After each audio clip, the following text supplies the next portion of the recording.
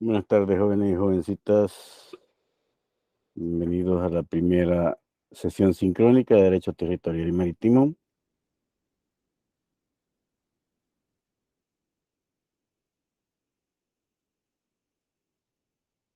Por favor, pongan una P mayúscula. Gracias.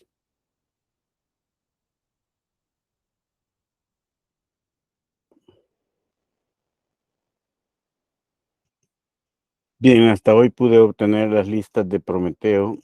No he podido terminar la planificación para la clarificación diaria. De todas formas, vamos a iniciar con el aula invertida, es decir, se trata de que estudien el material, estén listos, que vean el video o diferentes materiales que puedan colocarse tanto en la unidad primera como en la zona de bibliografía. Tuvieron tiempo para estudiar el material, entonces la primera parte, antes de pasar a el desarrollo de los temas, vamos a hacer un ejercicio. Son 50 estudiantes inscritos. Veo que hay 34. Estoy ocupando 2 puestos. Hacen falta 16. Por favor, los representantes, voy a enviarles la nómina de matriculados y también quienes asistieron, quienes no, porque hay que averiguar si están en trámite de cambio de grupo, qué fue lo que pasó, porque en la lista oficial de Prometeo aparecen 50 estudiantes. No sé si hay algún oyente, este es el momento que se identifique. Es decir, alguien que tenga problemas de inscripción y esté en trámite, ya sea en junta directiva o en el Consejo Superior Universitario. Bien, la dinámica es sencilla. Como son 50 y 4, vamos a tratar de pasar a 12 y luego paso a exponer, en el sentido, pues, de que tratemos de explicarle a los compañeros qué es lo que entendimos de acuerdo a la pregunta exploratoria.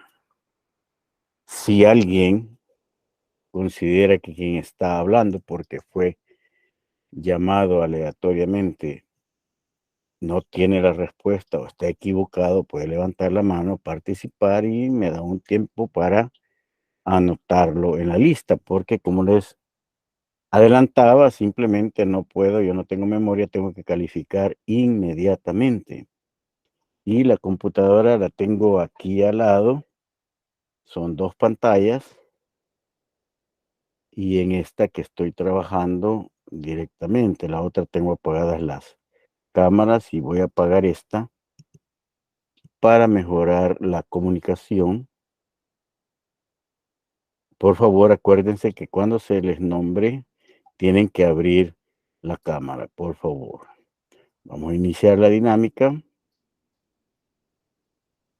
Si no me escuchan o no ven cuando esté presentando, por favor, el o los representantes me avisan, por favor. Vamos a ver.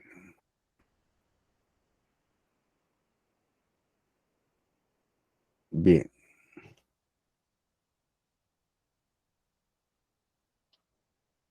Tener aquí, esta nómina aquí.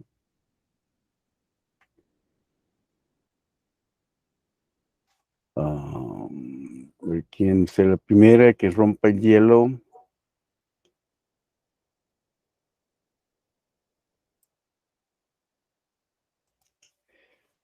Yajaira. Lisbeth.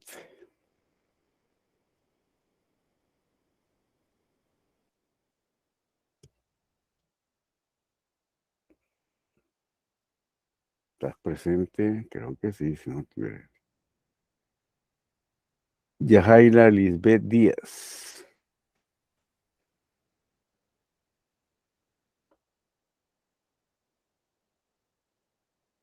Gracias, Yajaira. No te escucho.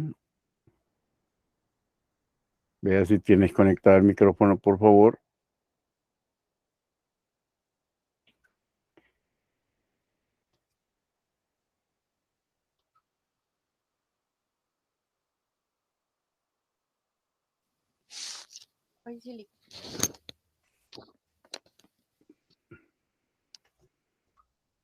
Hola. Hola, dime.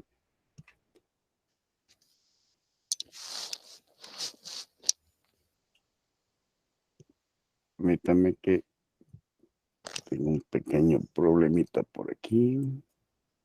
Soluciono rápidamente.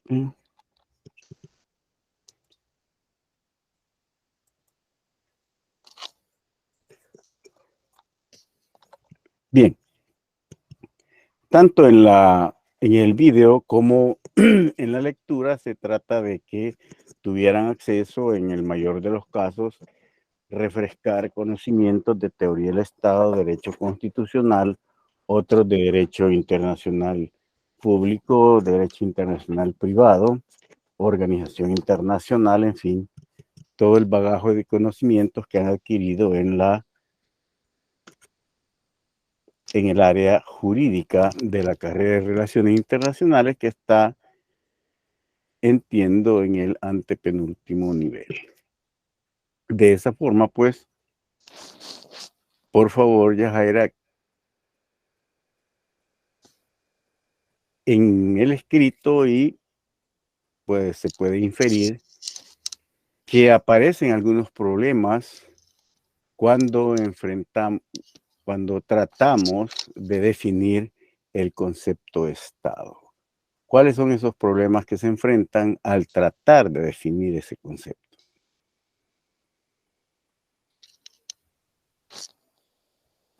La verdad que no leí el documento.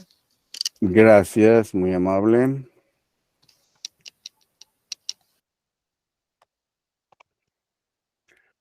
A ver. Jacqueline. Hola, buenas tardes, licenciado. Yo lo que leí en el documento es que existen problemas entre la ciencia política y el derecho constitucional cuando hablaban de la palabra Estado, porque tenían muchas definiciones. Entonces, no había como una definición universal, sino fue hasta la edad moderna que se dio un concepto de Estado. Pero en la edad contemporánea hubieron varios cambios radicales. Eso fue lo que entendí sobre las complicaciones que habían de diferentes como definiciones del concepto. ¿Y cuáles son las complicaciones, Ana? Estaba la complicación entre que decía que la ciencia política hablaba sobre el Estado, que era como por ejemplo cuando se hablaba del territorio. Decían que a veces las definiciones eran que hablaba solo de un cuerpo territorial y había otras definiciones que enmarcaba lo que era el poder y habían otras definiciones que también enmarcaba el poder constitucional o el poder del Estado. Entonces eran básicamente los problemas entre las definiciones porque no había una que, o sea, las tres se podían complementar, pero no había una universal y básicamente sí las tres se complementan porque tanto el territorio, la población y el poder son los elementos del Estado. Entonces, por lo cual podría complementar básicamente un concepto, pero eso es lo que yo entendí que eran los problemas que habían. No sé si estoy bien o me estoy equivocando, y yo lo entendí de la lectura. Gracias. Bien, ¿alguien más quiere participar antes de...? Naomi. Sí, creo que ya se me logra ver. creo que faltaba, hay una diferencia que hablaba de una organización, que el Estado la definían como una organización política, bueno, tipo de organización de política, y hablaba del Estado feudal, el Estado monárquico, que se llegaba a confundir con la definición que se da del Estado de manera histórica, que es el Estado que conocemos que surgió durante la Edad Moderna y que es el que se le ha dado el concepto como que más popular, por decirlo así, del cual ha evolucionado, ha tenido diferentes características de las formas de gobierno. Eso. Gracias.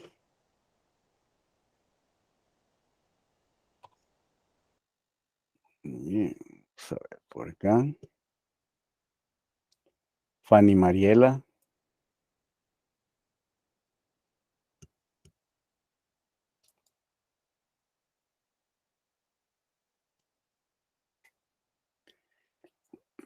Rivera Hernández. Sí, buenas tardes, licenciado. ¿Falta algo, Fanny? No, yo también entendí lo mismo que las compañeras. No, que si te falta algo, abrir la cámara, por favor. Ah, sí, por favor. Sí, ahorita. No se olviden que sea automático, por favor. Bien, Fanny. En cuanto a algunas cuestiones que son interesantes para distinguir, ¿cuál es la diferencia que encuentras en cuando escuchas de ahora en adelante los conceptos con adjetivo o con otro sustantivo? En este caso, estado de ordenamiento y estado aparato. ¿Qué me puede decir al respecto de estos dos conceptos? Mm,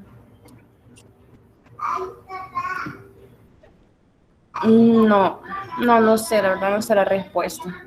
Gracias, Fanny. Permíteme un segundo, ya reviso. Alguien levantó la manita. Elvin. Hola, buenas tardes, Lick. Buenas tardes. Sí, de hecho, se menciona el Estado como un aparato cuando estamos hablando sobre una organización política, la cual tiene pues influencia sobre las decisiones del Estado, y estamos hablando también de una de ordenamiento cuando estamos hablando ya en términos más jurídicos o de leyes, el cual pues ambas partes tienen una diferencia sustancial en cuanto a la manera o la visión en la cual se quiere llevar o se conceptualiza el Estado. Gracias, Elvin.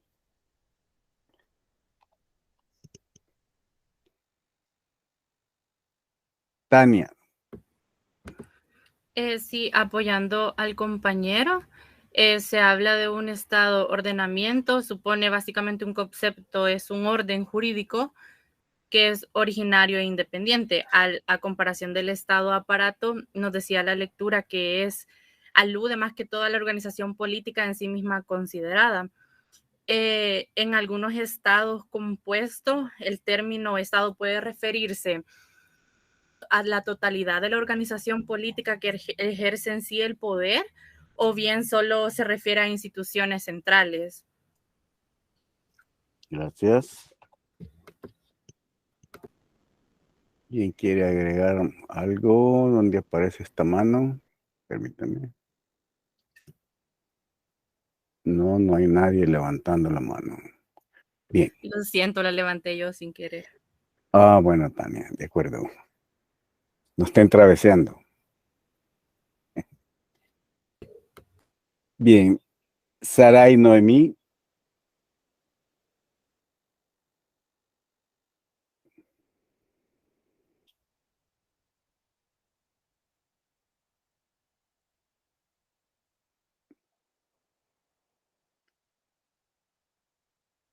Con ese solo aparece Sofía.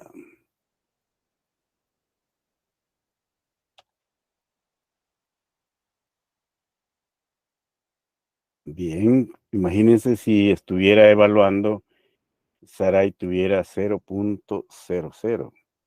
Y como les adelanté, creo que van a participar unas 3, mínimo 2 veces en cada periodo.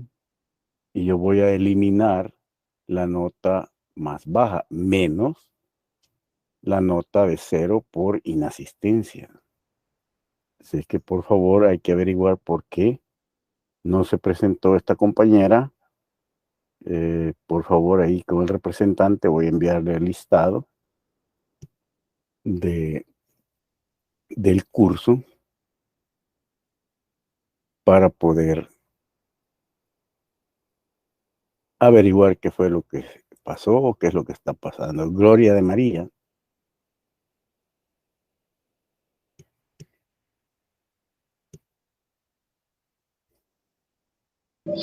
Presente, maestro.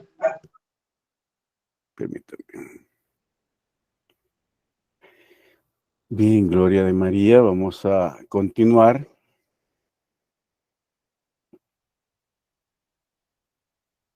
¿Qué fue lo que entendiste o el significado en términos específicos del significado de Estado constitucional o Estado contemporáneo? Aquí puedes hacer uso de la explicación histórica también. Adelante. Bueno, con lo poco que leí, ¿Y por qué entiendo que tampoco? es que no asistí a la primera clase. No pude bueno, asistir a la primera clase. Bueno, pero eso está, el material está en el aula virtual, no necesariamente tenías que, o no ingresaron al aula virtual. Acuérdense que hay tiempo mínimo de participación en el aula virtual.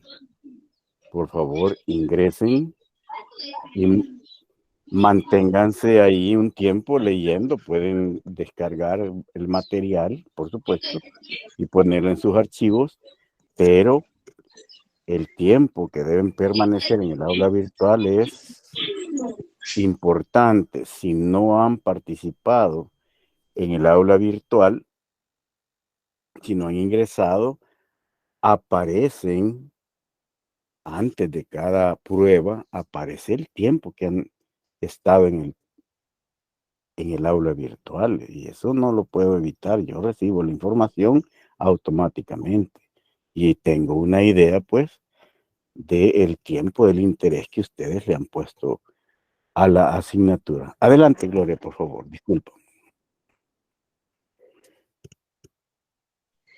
Sí, con respecto a lo del Estado constitucional, pues creo que se refiere a aquel Estado en el cual ya se van tomando otros factores importantes del que se venía hablando históricamente, ¿verdad? De solo contemplarlo como un territorio, sino de ir agregando los factores, como ya lo decían los compañeros, los elementos importantes de un Estado, que es la población, el poder, el territorio, y de las normas que van, digamos, modernizando en el devenir del tiempo, y tener como más visión sobre los derechos también de la ciudadanía, y de ir modernizando el Estado en temas de leyes constitucionales para un país. ¿Cómo no? Permíteme.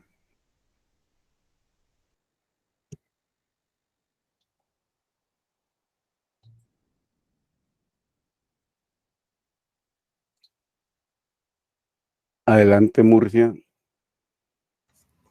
Buenas tardes, licenciado. Buenas Ahorita tardes, activo hija. mi cámara.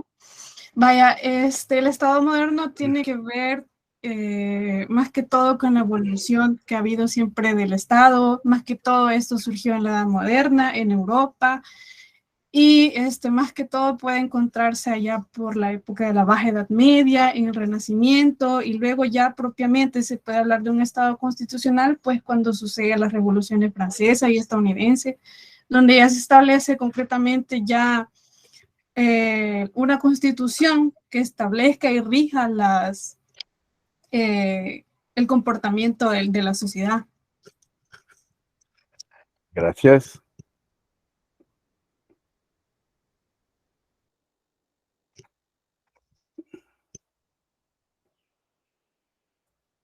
Rodrigo Josué.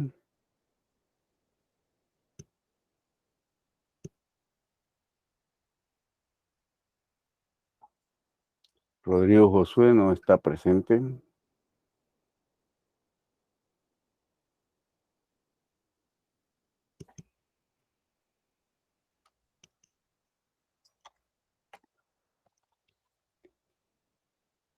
Permíteme, Alexis, voy a llamar porque ya me lo pusieron aquí, a Moisés Osvaldo.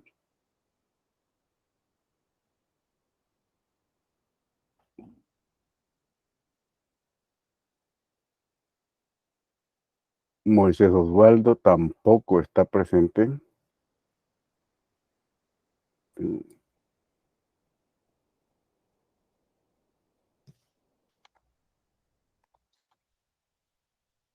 Siguiente.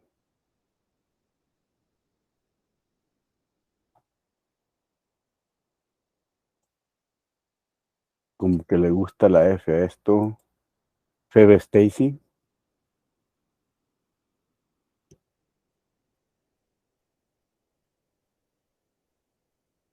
Solo está de Los Ángeles. Sí, Permítame.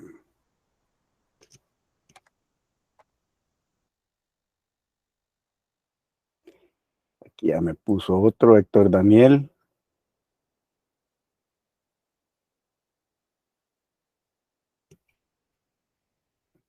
Sí, buenas tardes, licenciado. Solo comentarle que yo estaba en el proceso de cambio de grupo, entonces no estaba muy enterado de la actividad de la clase.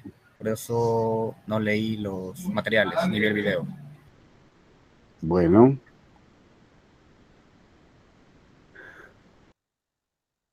Jennifer Valeria.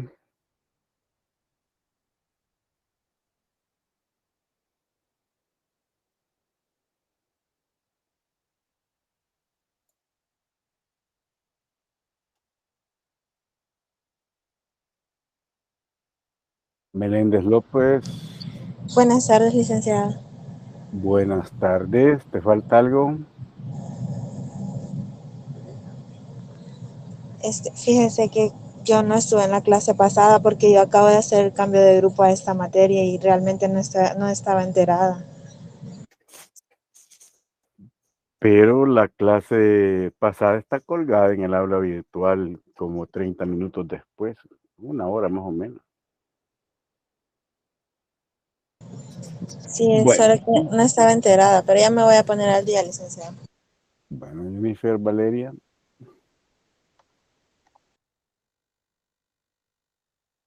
¿A quién tenía la mano por aquí? ¿La bajó?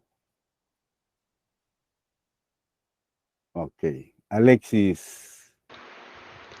Hola, buenas tardes, licenciado. La verdad es que quería participar con la pregunta anterior que tenía por ahí respecto al Estado constitucional.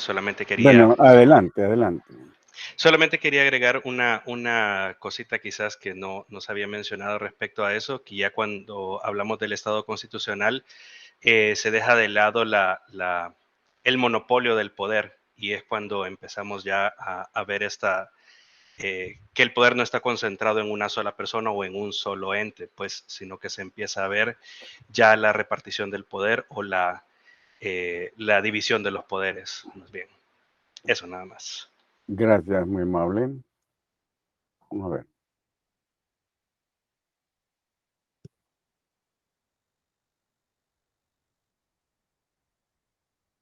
Raúl Ignacio.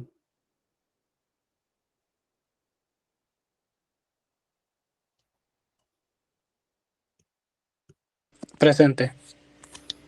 Bien, gracias. Tienes que abrir tu cámara, por favor. No se les olvide. Bien, gracias.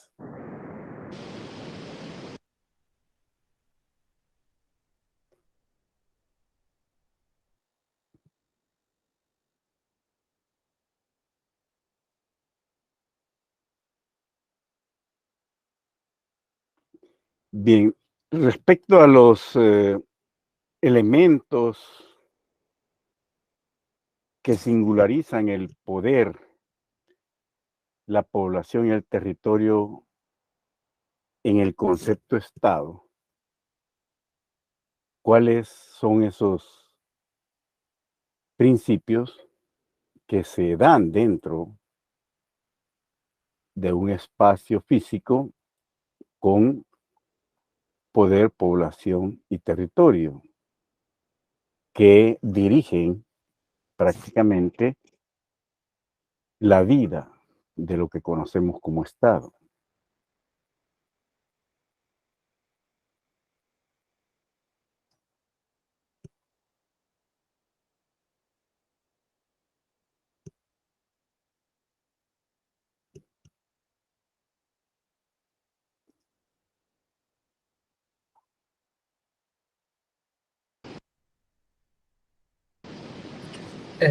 No leí, licenciado, lo que fue el documento. Bueno, gracias.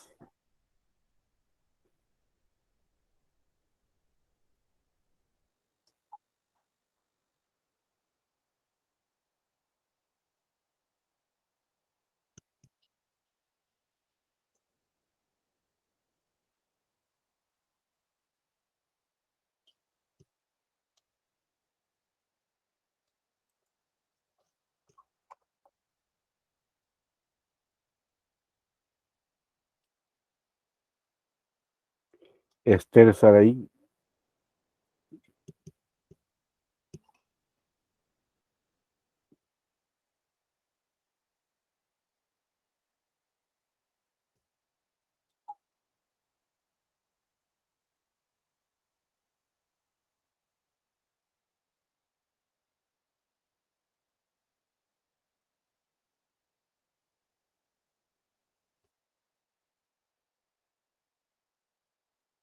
¿Estás presente, Esther? Aquí supuestamente dice que sí. Hola, licenciado. Sí, sí estoy presente, pero también estaba en el proceso de cambio de grupo. Bueno.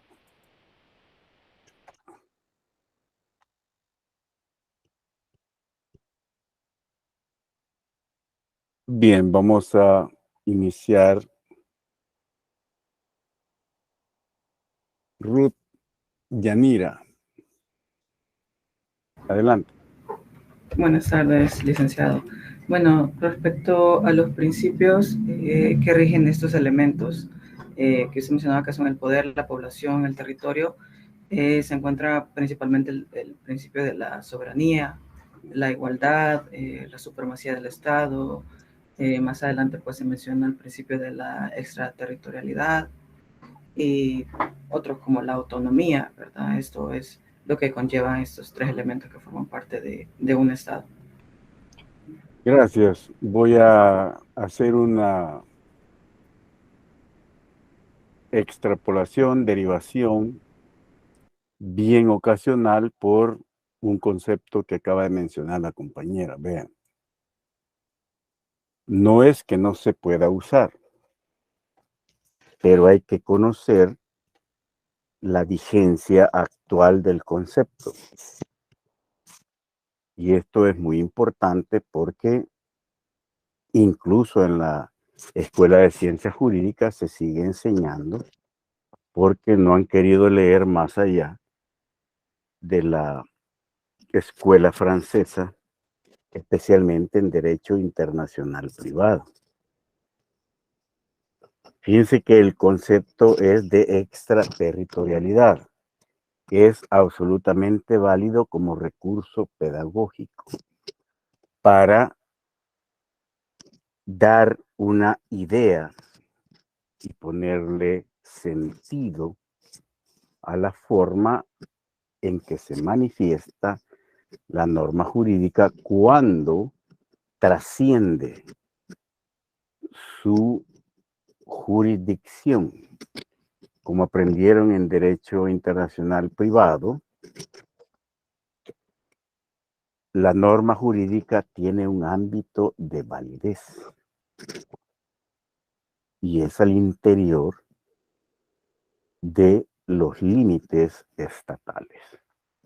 Fuera de ello, tiene una manifestación, especialmente cuando tratamos con instituciones jurídicas como la nacionalidad, que es un eje transversal en toda la enciclopedia jurídica. Digo esto porque a veces he oído a muchos internacionalistas hablar de la extraterritorialidad, pero en un sentido de realidad jurídica. Y resulta de que en el caso Haya de la Torre,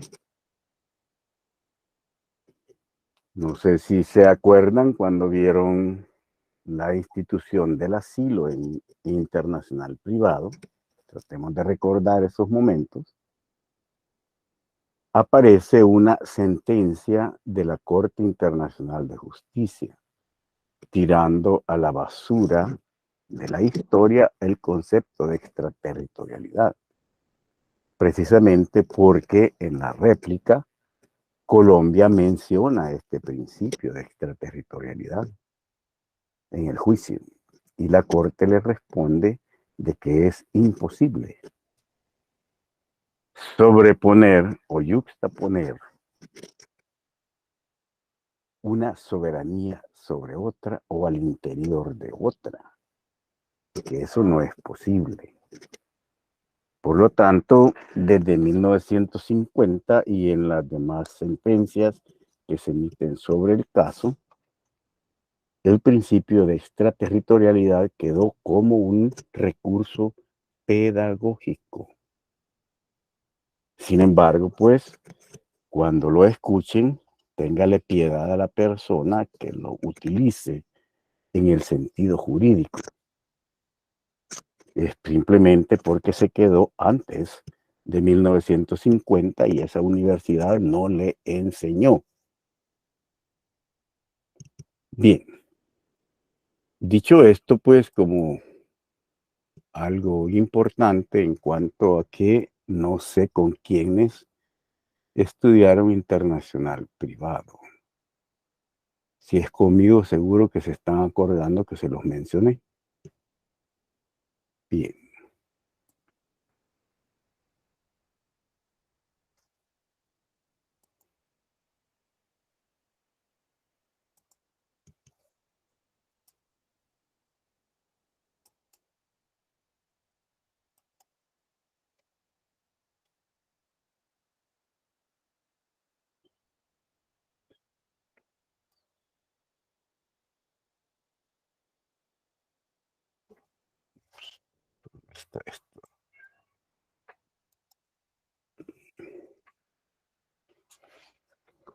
Bien, tanto el video como la lectura pretenden que tengan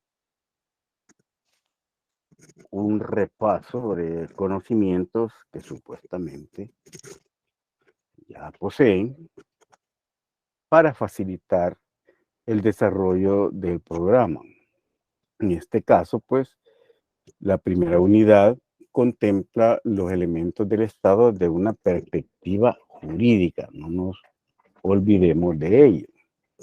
Luego, la naturaleza y dimensión del territorio estatal, dominio terrestre, aéreo y marítimo, nos vamos a referir a las fuentes del derecho tanto constitucional como internacional que regulan la cuestión, las características del territorio del Estado, que son aplicables a todos, la noción de frontera y límite, la delimitación en el derecho internacional y la soberanía y competencia territorial de los estados, siempre desde el punto de vista del derecho territorial, que por cuestiones pedagógicas, incluso de alguna diferencia con base común, en la enciclopedia jurídica se entiende que el derecho internacional se divide en precisamente ese derecho territorial y sobre la base de los estados de la materia. Es decir, pues, el estado sólido de la materia, la parte sólida del estado, la parte líquida, la parte gaseosa. Y entonces nos damos cuenta que el derecho tiene sobre la base la materia. ¿Cómo podemos entender esa cuestión? Bueno, la soberanía y jurisdicción de El Salvador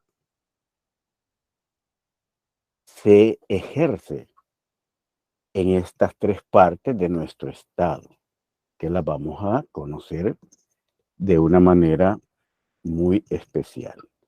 Pero ¿qué pasa donde se termina la materia? No se termina en la parte acuática, no se termina en la parte sólida, pero sí se termina en la parte gaseosa. Es decir, a una altura aproximadamente mínima de 88 kilómetros y máxima dependiendo la presión atmosférica, la presión también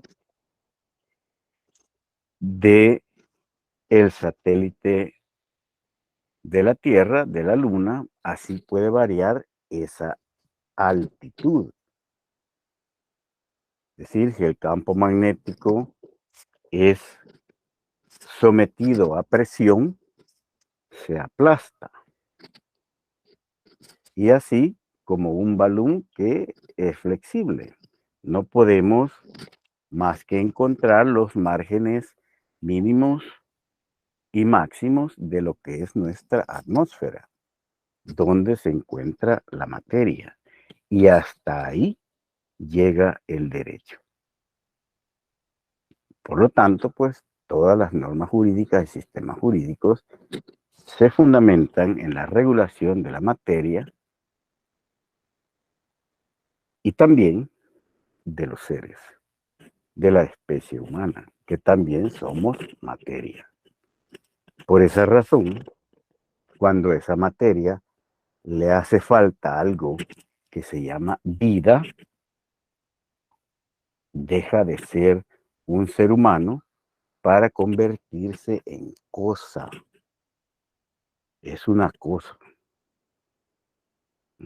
Se los enseñaron en Fundamentos de Derecho la definición jurídica de cosa. Por eso tenemos momentos tan especiales en la historia reciente de nuestro país, cuando existe o existió una contraposición en cuanto a la defensa de la vida o de la economía. ¿Se acuerdan ese litigio, ese enfrentamiento entre el órgano legislativo y el ejecutivo? Uno estaba por la vida y otro estaba por otras cosas.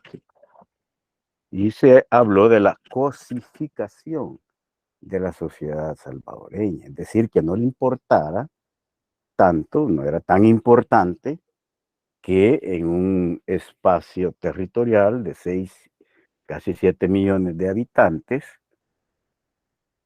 esos seres humanos se convirtieran en cosas a perder la vida. Así sencillamente, porque también tenemos una realidad muy triste. Y es que probablemente por cada puesto de trabajo hayan 7 personas que lo quieren. Entonces, no importaba que se muriera alguien, pues, ¿para qué? Si se contagiara, pues ni modo, ¿verdad? Pero, en fin, eso para que entendamos la diferencia y la importancia del derecho regulando en función de la materia. No obstante, a partir de esos límites de la atmósfera aparece un vacío del espacio sideral, en donde no existe soberanía. La soberanía de los estados llega hasta donde termina la parte gaseosa de su estado. Y a partir de ahí ya no hay soberanía, ya no hay jurisdicción de la norma jurídica. Y por eso vamos a dar al final un vistazo muy rápido al derecho del espacio ultraterrestre, en donde se fundamenta en un acuerdo internacional relativo a los espacios celestes, es decir, donde se vuelve a encontrar materia. Y el acuerdo inicial, fundamental, es que no obstante, no todos los estados tienen la tecnología para ese viaje. Cualquier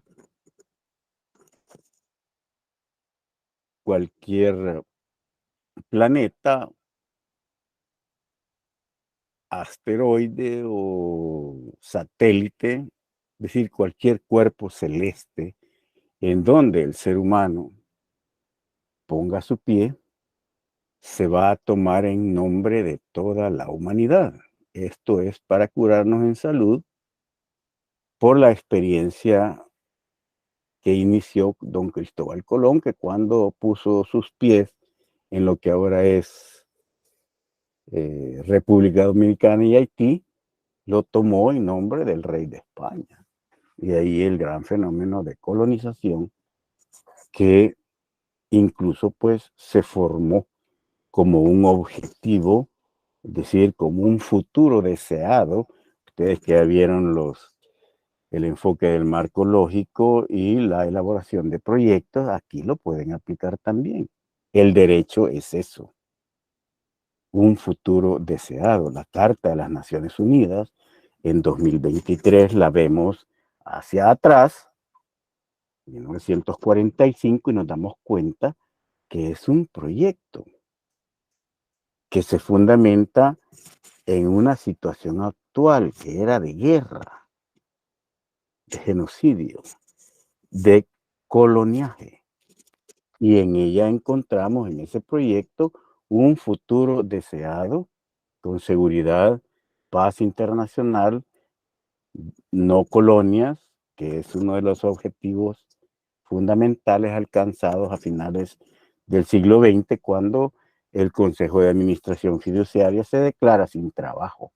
Es decir, ese futuro deseado en 1945 se alcanza en la década de los 70 y el Consejo de Administración Fiduciaria viene y bueno, señores, aquí vamos a apagar la luz porque ya no hay nada que hacer.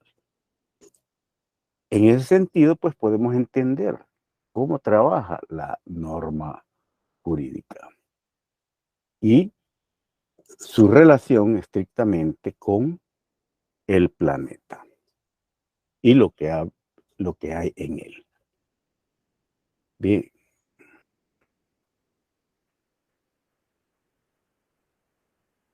Vemos el territorio como uno de los elementos del Estado, desde una perspectiva estrictamente jurídica, no geoestratégica, ni nada que se le parezca. Eso es objeto de estudio en otras ramas de las relaciones internacionales.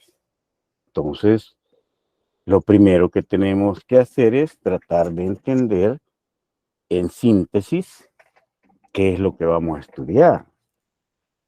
Y lo que vamos a estudiar es derecho territorial en sus tres grandes manifestaciones y la cuarta, producto de un acuerdo internacional sobre el espacio ultraterrestre y los cuerpos celestes que se pueden encontrar acá, pues estamos en pañales. No importa que en el 69 se haya ido a la Luna, que hayan proyectos de visitar Marte, en fin. Eso probablemente ustedes se van a jubilar y todavía no se va a haber desarrollado mucho esta cuestión. Aunque por supuesto va a estar más avanzado que como está ahora. Aunque la experiencia de los Apolo, de las misiones Apolo, pues están ahí para la historia. Entonces vemos que el derecho territorial lo vamos a entender como el conjunto de normas. Entonces, estamos hablando de normas jurídicas, cuya formación ha venido desde que los enseñaron allá en Derecho Internacional Público, cuando aparece ya un principio embrionario de lo que sería la igualdad soberana de los estados. Nace a partir de la Paz de Westfalia como igualdad jurídica de las potencias. Antes así se refería. Es decir, una igualdad que la podemos encontrar desde la concepción naturalista del derecho y uno de sus máximos exponentes que deja claro lo que debemos entender por esa igualdad jurídica. No es la igualdad soberana que tenemos a partir de 1945, pero se parece muchísimo. Y además evolucionó con el tiempo. En este caso, pues, Vattel, en su concepción naturalista, nos dejó claro que un hombre o un ser es humano, no importa si es un enano o es un gigante, que son iguales jurídicamente. No tiene preferencias ni ventajas uno del otro, más que físicas. Igual, una potencia es igual a un estado independientemente de su tamaño.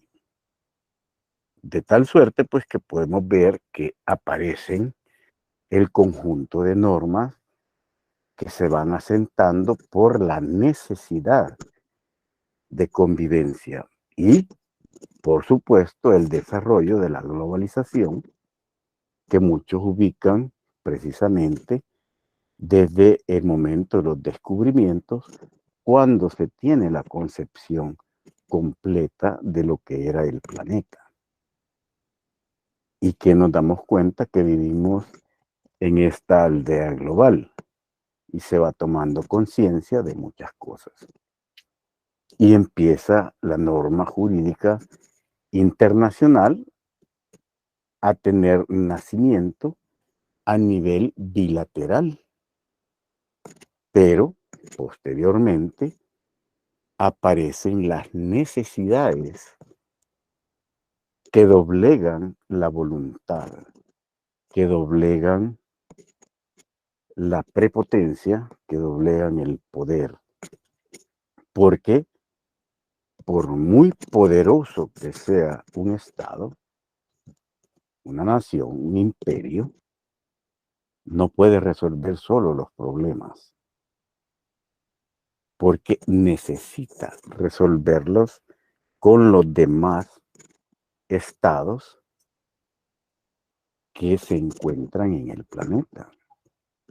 Y por eso cuando vieron Organización Internacional, estudiaron las formas específicas en que se manifiesta esa necesidad que termina en la regulación multilateral para un problema. Por eso empiezan ya prácticamente en el siglo XVII y concretamente en el XIX, las manifestaciones de esa necesidad, que no era más que regular algo tan elemental como los usos horarios, por ejemplo, porque eran tan importantes, porque se había desarrollado el ferrocarril. Y entonces había que ponerse de acuerdo entre todos los estados respecto a las divisiones de los paralelos. Y se acordó incluso, pues, el primero, el de Greenwich. Y aparece GMT, Greenwich Meridian Time, como el primero. Y de ahí se parte a la izquierda y a la derecha para encontrar las horas. ¿Cuál era la importancia? Los horarios de los trenes. Fue una forma que solucionó serios problemas de colisiones, dado que no es lo mismo las 7 de la mañana en un uso horario que en la otro. También la navegación del Rin aparece en las uniones fluviales. Y todo generando normas mediante la voluntad soberana de los estados que se conocen como normas de derecho internacional, y de ahí pues que se recuerdan cómo aparece el derecho internacional hasta que llega la Convención de Viena de 1815 y es un parteaguas entre el derecho antiguo y el derecho internacional clásico, que termina prácticamente con la Carta de las Naciones Unidas, para conocerlo ahora como derecho internacional contemporáneo. Entonces, cuando hablamos que el derecho territorial es el conjunto de normas, estamos refiriéndonos a la norma de derecho interno, ya constitucional, y la norma de derecho internacional en una relación específica, imbricada, relativa a las tres manifestaciones del territorio. De ahí que la norma territorial también sea fundamentalmente y estando en la base de otra institución como la nacionalidad, sea un eje transversal en las relaciones jurídicas internacionales.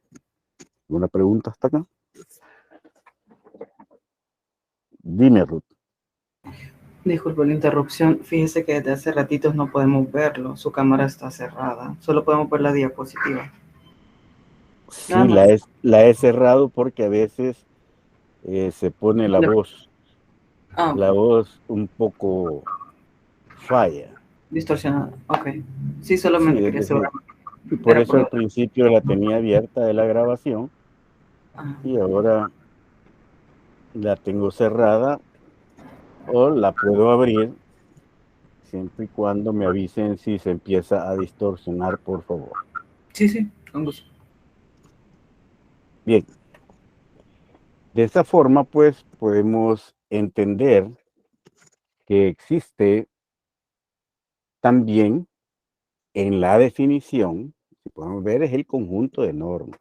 Inmediatamente tenemos el concepto que funciona para darnos todo un universo jurídico con ese concepto de normas. Nos acordamos que la norma de carácter nacional e internacional existen un proceso en que se manifiesta claramente aquello que ustedes aprendieron del desarrollo desigual y combinado de las instancias, en las cuales algún tipo de normas van como una carrera de caballos. Unas van bien adelante y otras van a la cola. Es decir, podemos ver la norma más desarrollada en términos de permanencia, por ejemplo, es la norma territorial que se crea a nivel bilateral, fundada en los principios generales, con el hecho del establecimiento de límites. Los tratados fronterizos, supuestamente, son los más estables, inamovibles, en principio, porque si interviene la voluntad de las partes, pueden haber cambios limítrofes, perfectamente, siempre y cuando todo se haga de acuerdo al derecho. Sería el caso, por ejemplo, de Bolivia y Chile. Por ahí hubo una propuesta que casi aterriza, pero Bolivia consideró que era onerosa, eso antes del juicio, cuya sentencia se emitió en 2018, en el cual iba a haber una permuta, un cambio de territorio, es decir, Chile iba a recibir cierta cantidad de territorio de Bolivia y Bolivia iba a recibir pues su salida soberana al Océano Pacífico, pero ante la posición chilena muy voraz, además de que en la Guerra del Pacífico les quitó 400.000 kilómetros cuadrados aproximadamente. Imagínense la extensión que perdió Bolivia. Ahí El Salvador cabe 20 veces, para que tengamos una idea. Y todavía se pone un poco ambicioso en cuanto a la oportunidad de crecer territorialmente a expensas de otro estado que necesita solventar un problema de acceso al mar. Bien. Vemos pues que esas normas son las más estables. Por ejemplo, nosotros tenemos un tratado que va a cumplir 85 años con Guatemala. Establecimos el Tratado de Límites en 1938 y no hay ningún problema. Con Honduras estamos firmes en el conocimiento de nuestros límites. Desafortunadamente existe el problema de la Isla Conejo y de la imposibilidad de cumplir la sentencia ad infinitum de 1992, porque además de que la Corte Internacional de Justicia nos brindó una sentencia extra petita, es decir, nos dio más de lo que le pedimos, se metió en cosas que no estaban en el Tratado de Compromiso. Además de eso, pues, solo es oponible a Honduras y El Salvador. Por lo tanto, queda Nicaragua por fuera. Igual, el Tratado 1900, Honduras-Nicaragua, está vigente. Nosotros no dijimos, no estamos de acuerdo con ello y, por lo tanto, tiene vigencia plena. De esa forma, pues, no hay posibilidad alguna. Lo mismo la de la sentencia del 17, que es mandatoria para Nicaragua y El Salvador, pero no para Honduras. Entonces es un problema que tenemos ahí y vamos a conocer. En ese sentido, pues, también hay normas que se han desarrollado vertiginosamente en derecho internacional que no pertenecen al derecho territorial estrictamente, pero sí al estar en el planeta y ser las normas que tipifican una conducta humana como delitos de lesa humanidad. Entonces, ¿dónde se van a cometer esos delitos? Acá en el planeta. Por lo tanto, existe el principio de universalidad. Prueba de ello es la condena de Montano en España, pero también se enmendó el error de Nuremberg, cuando toda la doctrina penal establece el principio de sine lege, sine poena, sine delitum. Sine delitum, sine pena. ¿Qué quiere decir entonces? Que ahí se le dio vuelta por puro poder, por pura prepotencia, por odio a la forma que supuestamente se comportaron los líderes nazis. Se les acusó. Perfectamente habían leyes y delitos de orden interno en Alemania o en Japón, pero definitivamente no se quisieron utilizar esas normas, esas tipificaciones internas. y se llevó al Tribunal Internacional, dándole vuelta a toda la teoría penal. Para enmendar la cuestión, se aparecen los tribunales especiales, tal como el de Yugoslavia, de Ruanda, que fueron paliativos, pero ya el derecho penal internacional venía avanzando hasta pues que se firma el Estatuto de Roma. Aparece un delito internacional que no es estrictamente de lesa humanidad, sino está por encima de ello, que es el delito contra la paz, el delito de agresión, y aparece la Corte Penal en su trabajo subsidiario a la justicia internacional. De tal forma, pues, que podemos esperar en un futuro ver a Putin no tan prepotentillo ni tan arrogante, sino como un delincuente internacional, siendo juzgado. Ya existen casi 50 demandas ante la Fiscalía de la Corte. Además está la demanda en la Corte Internacional de Justicia, pero estamos hablando de el deber ser.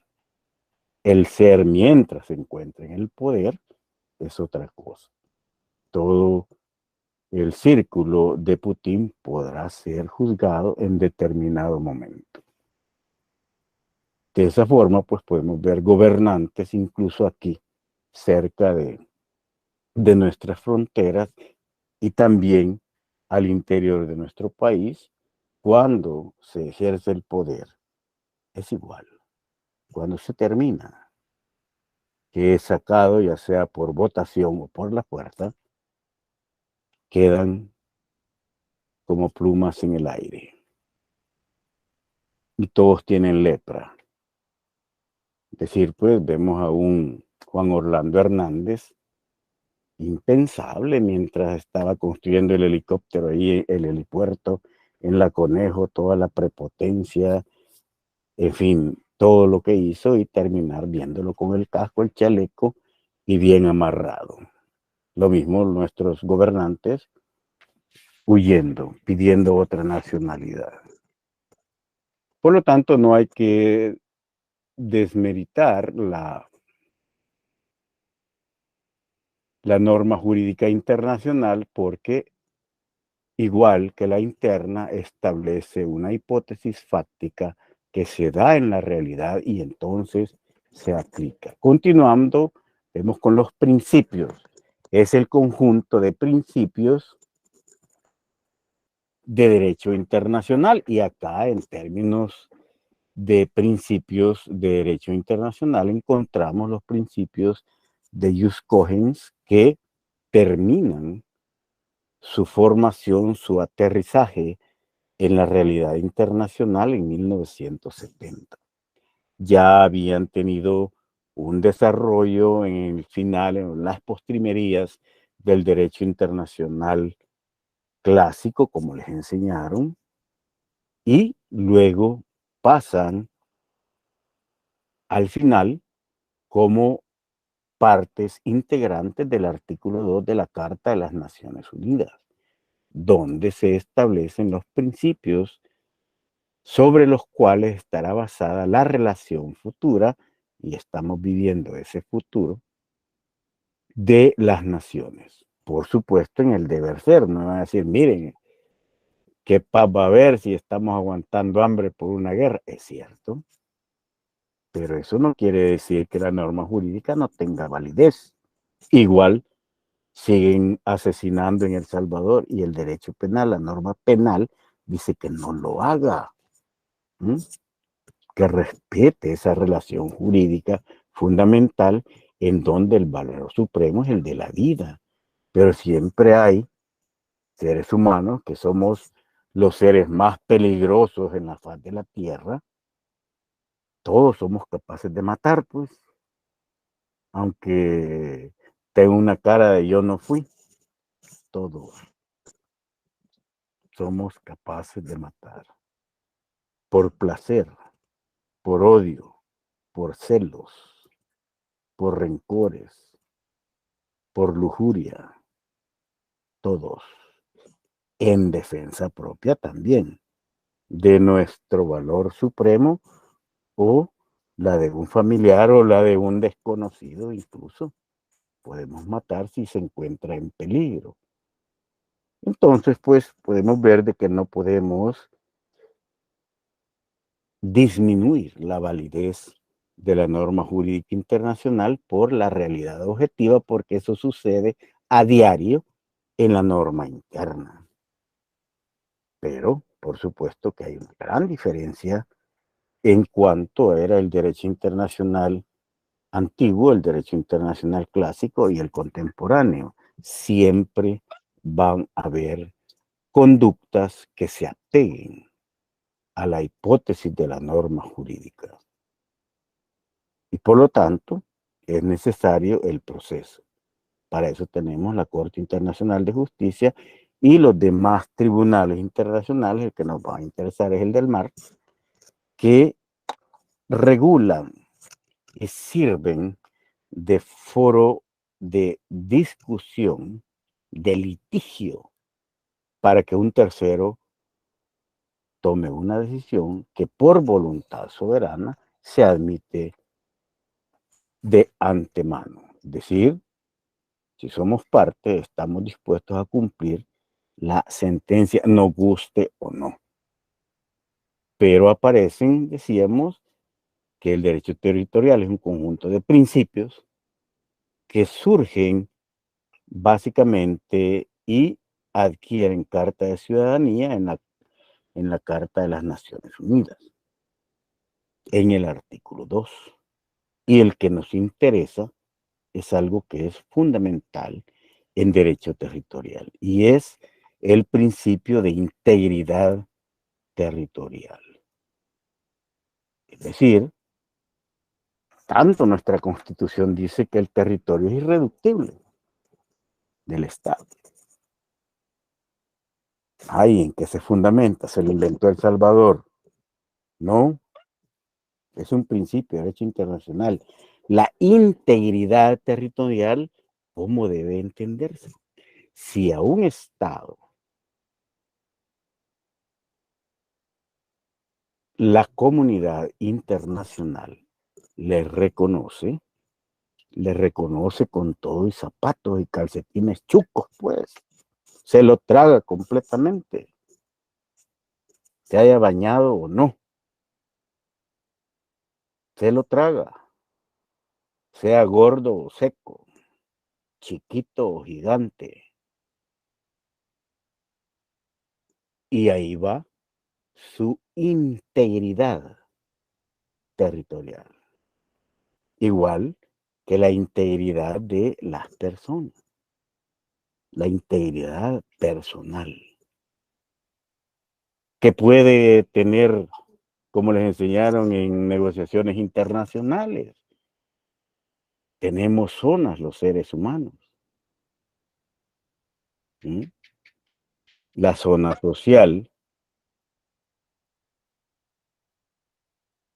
la zona de amistad, la zona íntima. También el mar territorial tiene zona económica exclusiva, tiene zona adyacente y mar territorial, que es la zona íntima del Estado. La zona íntima de un ser humano normalmente es de 10, 12 centímetros hacia la piel y menos 20 centímetros, digamos. No cualquiera entra en esa zona. Sin embargo, es normal que se permita la entrada para un beso en la mejilla, por ejemplo. Entró a la zona íntima. ¿Por qué? Porque es amigo, porque se conoce. Así son los estados, para que entendamos que esta dimensión no solamente es territorial, pero la integridad física, la integridad territorial de un estado implica, en principio, su irreductibilidad. la imposibilidad de penetrar en él sin la autorización del Estado. ¿Por qué creen que hay visas? Permisos de turismo fundadas en la integridad territorial. Entonces, donde quiera que lo busquemos, vemos que el principio funciona y en interacción con otros como el de la soberanía. ¿Mm? Y el de la jurisdicción estatal, la independencia, la soberanía que le permite toda una construcción legislativa. De tal suerte, pues, que cuando hablamos de principios, ese segundo concepto nos manda a dar una revisión completa a la enciclopedia jurídica. Entonces vemos que el conjunto de normas, principios e instituciones. Acá no estamos hablando de entidades, sino de instituciones jurídicas. Vamos a ver si alguien recuerda una institución jurídica por excelencia. Fanny Mariela, perdón.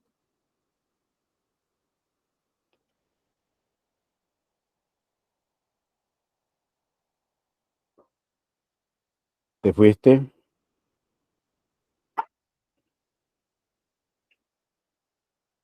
Cristian Alexis.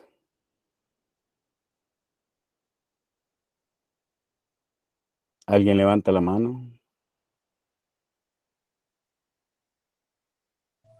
Buenas tardes, Lee. ¿Qué pasó? Ajá, un ejemplo de institución jurídica por excelencia. La Corte Internacional de Justicia de La Haya, tal vez. No. Ya ven que les dije, no son entidades. Las instituciones jurídicas son, o se refiere el concepto a un conjunto de normas que incluso pueden referirse a nivel internacional. Para que nos entendamos, la institución jurídica, que es un eje transversal del derecho internacional, esto se lo debieran haber explicado tanto en internacional público como en internacional privado. Así es que tomen nota porque veo que traen una formación jurídica como queso suizo, unos grandes juracos. Pero está bien, el problema es no llenarlos, conformarse. ¿Qué vamos a hacer? ¿Llegaron a quinto año así? Ni modo. La institución jurídica por excelencia, una de las más grandes que se considera eje transversal en el derecho internacional, es la nacionalidad, porque no podemos verla solo como las normas jurídicas, sino que implican y penetran todo el ser a nivel mundial. Incluso tienen nacionalidad las cosas. Vieron en derecho económico internacional o lo están viendo en los certificados de origen. En fin, tiene tantas manifestaciones la nacionalidad, como lo vamos a ver, los buques tienen nacionalidad, las aeronaves tienen nacionalidad. De tal suerte, pues, que es una institución. Entonces, el derecho internacional, en cuanto al derecho territorial, cuando decimos derecho territorial, sabemos que está compuesto de 4 grandes áreas, las 3 materiales y la del espacio. Entonces, decimos que es el conjunto de normas, principios e instituciones de derecho constitucional, fundamentalmente de derecho constitucional, pero también de derecho internacional. ¿Qué es lo que hace? ¿Cuál es su trabajo? La apropiación jurídica del suelo, el subsuelo, el aire y el mar por los entes políticos. Sus normas positivas, es decir, o consuetudinarias, porque hay normas que son positivas, pero también normas que un Estado no es parte de determinado ordenamiento jurídico, de un tratado, de una convención, pero que esas normas le pueden ser aplicadas desde el ámbito consuetudinario en sede judicial. Ahí nadie se salva, aunque a nivel bilateral o multilateral pueda ponerse los moños, pero si es demandado, la norma jurídica consuetudinaria le es aplicable. Y estas regulan la relación jurídica de donde emanan los títulos legítimos de la propiedad del Estado. De esa forma, pues, podemos dar una entrada a el derecho territorial que vamos a estudiar en sus partes contenidas en nuestro programa de estudio. Esperen el material para la tercera, es decir, la segunda sincrónica, para tercera sincrónica, relativa pues a estos temas que van a ir siendo desarrollados. Voy a enviarle el listado y todo lo demás, probablemente ahora o mañana, al representante para que averigüe, aunque ya hay un buen número al final, por lo menos falta el 20% de los alumnos, casi el 24%. Disculpe, licenciado, tengo una pregunta. Dime. Respecto a los ensayos que se prevé que se tomen lugar las próximas 2 semanas, ¿El qué dijo? No te entendí. en la planificación aparece que van a empezar a presentarse los ensayos las próximas 2 semanas y queríamos saber si se va a subir la guía para estos ensayos en la plataforma. Por supuesto que se van a subir. Ah, bueno, solamente eso. Acuérdate que apenas estamos iniciando. Bien. Okay. Y esos ensayos se van a presentar como parte de la formativa. Bien.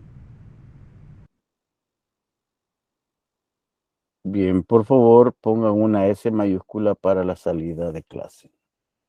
Y tengan muy buenas tardes, muy buenas noches. Gracias. Gracias. Andrea.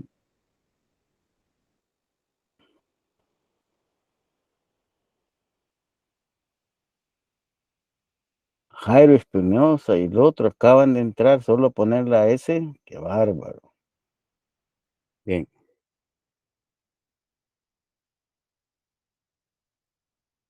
Dejo de grabar y no va a quedar constancia de su salida en 3 segundos. 1, 2, 3.